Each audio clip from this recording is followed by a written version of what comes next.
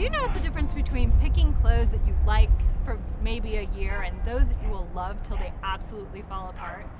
If not, you probably have a few one-night stands in your closet, which is fine, but what you really want is long-term wardrobe bliss, which is why I'm bringing you to meet what I call a wardrobe matchmaker.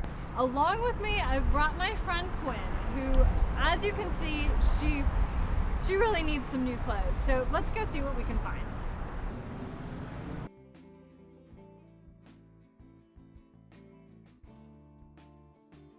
I'm here with Missy, the owner of Missy Boutique in downtown Salt Lake. Hey Missy, Hi. How are you doing? Doing well, how are you? I want you to meet my friend Quinn. She's here to get some great stuff from your shop. Fantastic. So we're just gonna let her browse for a minute. Not to mention adding to the prominent pollution. It's a spreading disease and it's blowing in the breeze. A lot of people think of fashion or, sort of utilitarian reasons for buying clothes. But what is your philosophy? How do you feel about clothing? Where does it fall on that continuum? I love clothing. It does serve a very basic purpose, but I think that it's much more fun and even more meaningful than that. And I just really like clothing that I feel I have a response to it. I have an actual visceral response to it, and it's oh, that's what I want to wear. So it's an extension of yourself. Absolutely. It's not just this passing fad or something that you have to wear. There's potential pleasure. There's to be gained huge from. potential pleasure. Absolutely. And a lot of ways that people tend to translate that is, I can use this to express myself, is it becomes a burden because it's this consumerism and acquisition and materialism and sense of lack. So talk to us about how you feel about that, because I know you've expressed that you're not immune. You get that. You get how that feels. So I absolutely get how that feels. And I also think there are a lot of people who really hate the process of shopping, but I think it really depends on how you're shopping and where you're shopping can shift that experience entirely. One thing that's really important to me is I really like spending my money in a way that feels valuable to me, or that I really enjoy the experience, or that I really like the person who I'm handing my money to and what I'm getting for my money. I read a ton of magazines and I love looking at clothing and I like to see what's going on and the trends and just different things in fashion, and I can make a list of things that I want from that experience, and it's very different than then going out into the world and being exposed to different things and having an actual response to something where it becomes a connection with the clothing instead of the idea of something that I thought that I wanted. Mm-hmm. So you feel like this isn't, a lot of times we feel like we're told what to wear, or we're made to feel oh, I can't have these things.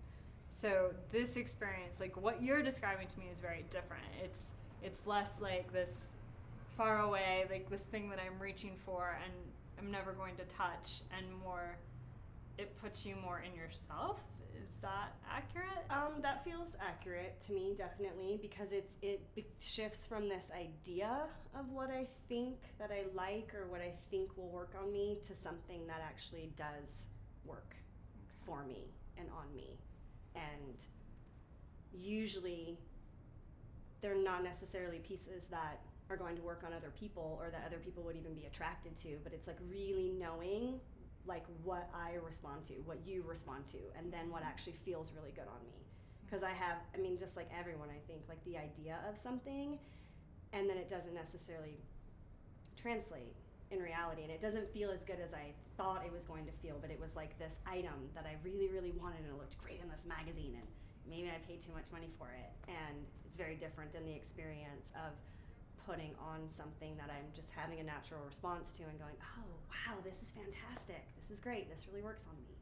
So it's sort of this long-term satisfaction versus this impulse, kind of the immediate. It's like binging on cookies or something versus the long-term, attention to this is what's going to make me feel really great for the long term. Yeah, I like that I am someone who tends to think of the longevity of my wardrobe. I like to think of it as my wardrobe also, just like something that I'm cultivating over time.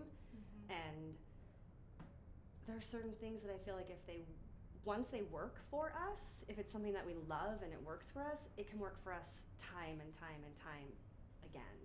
It also sounds like it's kind of a work in progress. Like, I think we think, oh, I don't have anything to wear, but if I had the money or the means, tomorrow I could go out and my wardrobe would now be perfect. But the way you're describing it is it's accepting that it's a process, and it's always going to be something that you're slowly adding things to, and wait, like have the patience to wait for those things that really work for you, because they will work in the long term, and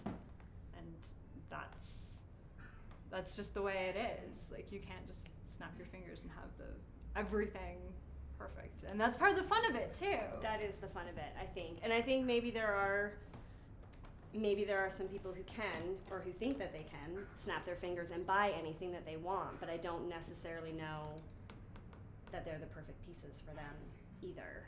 I experience it with customers all the time, where maybe they come out in something and they're like, this is fantastic. Then they try in something else and they're like, I don't know, what do you think? Can we do this? And we're like, maybe, and it's like trying to like just forget about that first feeling when you walked out and you're like, this is fantastic. Let's just focus on that, on every shopping experience that we have. We know what the difference is when we can compare it to like, this is fantastic. These pants fit me perfectly.